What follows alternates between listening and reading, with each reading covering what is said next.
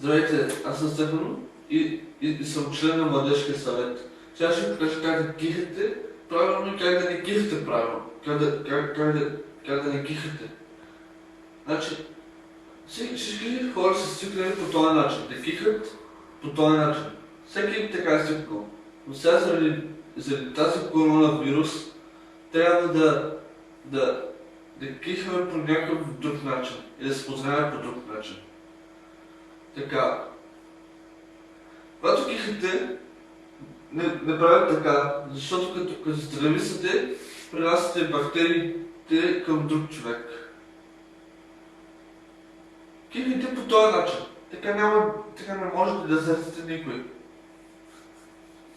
И стойте на 30 крачки от човека до вас.